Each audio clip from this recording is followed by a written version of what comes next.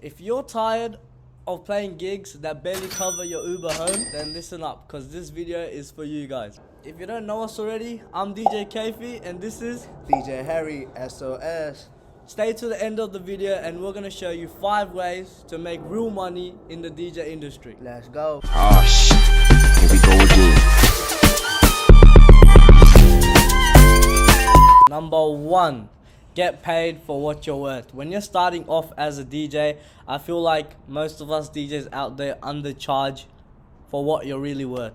A DJ isn't just about going out to the club, plugging in your USB and then playing your gig for what, $50 an hour? That's what some of you guys are charging. And that just ruins it for the rest of the industry, because DJs are worth way more than that, because we plan our sets at home, plan the music, download them, pay for our music as well. And then we're also traveling out to the clubs. That's part of your time as well, remember that. We're traveling out to the clubs and we're charging $50 an hour. It's really just not worth it. So yeah, I feel like we should have a rate card or a baseline fee. That should be $100 minimum. It's fine to do free gigs in the starting, because you're just getting your name out. Just make sure you guys make as much as content, as much as videos, and you travel, trip, like record everything and put that out on the social media so you can get big gigs. So yeah, that's my advice. So be careful.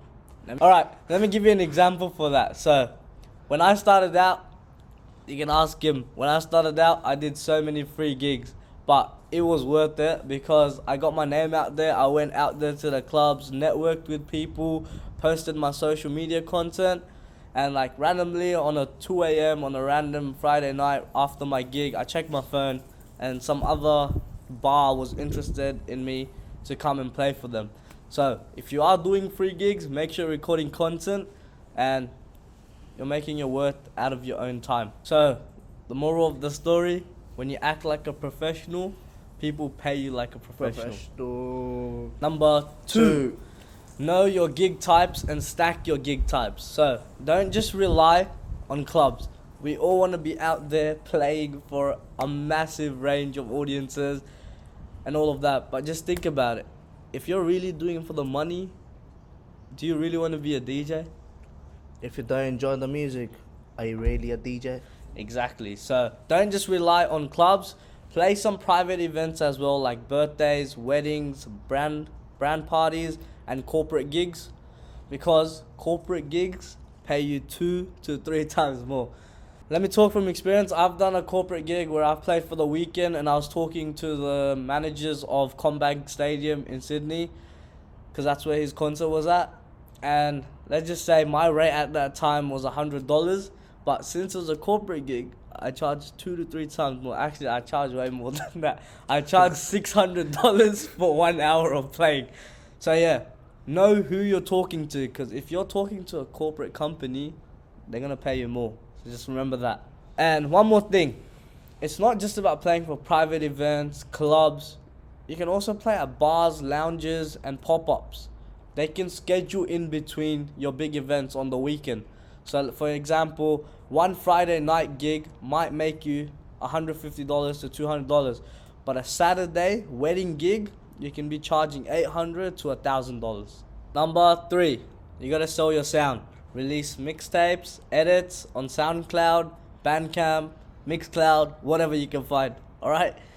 Monetize your songs with exclusive mixes or memberships. You can start a Patreon, you can do buy links, you can start a Mixcloud subscription, sell sample packs, mashups, or bootlegs. You could also just like hop on Fiverr and sell your mixtapes for like $20. And you need to build an audience that wants to support your brand, because as a DJ, when you're a DJ, you want to build out a brand for yourself. So for example, if you only have like 10 fans that buy your mix for, let's say, $10, you would pay $10 for my 30-minute mix, right? True. 10 times 10, that's $100. Easy. And that's just side money. You're probably gonna have a gig on the weekend as well. So think about it. Use your time wisely and try to make that money on the side.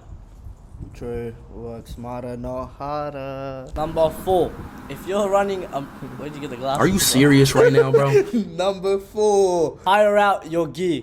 So let's say you start your own private events. Now you've got speakers, lights, and a DJ deck at home. So what can you do with them? You can put that on Facebook Marketplace to rent out to people who don't have that kind of like equipment, so they can use that for their own events, and you can charge them as much as you want, and you can even charge for travel fee, extra stuff like lights and stuff on the top of that if they want DJ decks. And yeah, you can just add like money to drop it off and pick it up too. And make sure you be professional. Make a Google Doc for it, or what do we call Google Forms. You make that, you send them out like so they can fill out the information, so you know who you're giving your stuff to be safe. And make sure you take a deposit for your equipment, because at True. the end of the day, you're building up your own gear, you're paying for it, and you're also covering your costs for your gear by hiring them out to people. So you can offer, like you said, you can offer delivery costs, and you can also charge them for a setup. Take this as an example. When I started out, I wanted to do private gigs because there was more money than clubs paying me per hour. So what I didn't even have the money, I'm not even gonna lie. I afterpaid for speakers, and that ended up costing me $600, and then I started renting them out for $120 for an event, and I charged $50 on top for delivery. So I'm just gonna estimate here, I paid out my speakers with just 6 people. Just 6 people that hired out my things, I paid off my speakers. So basically my speakers paid for themselves. Number 5. In today's society, I feel like DJs aren't just DJs, they are also editors, marketers, and content creators. So you have the skills to do video editing, you have the skills to do filming, so use that. Sell your video content, get crowd reactions, set edits, brand visuals.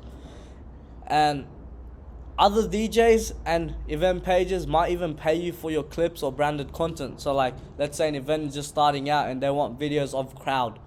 They won't have it because they're just starting out, but you know who will? You guys. Because you are recording all that and you can sell that content to them. And also, if you're a DJ, you should also be already posting your content out there to social media to get your name out there.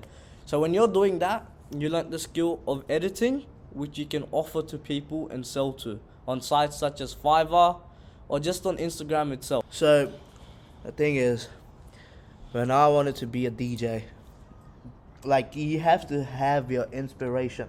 Like you can look up to anyone. I looked up to 3 people in my life. Not even 3, I think I have 4.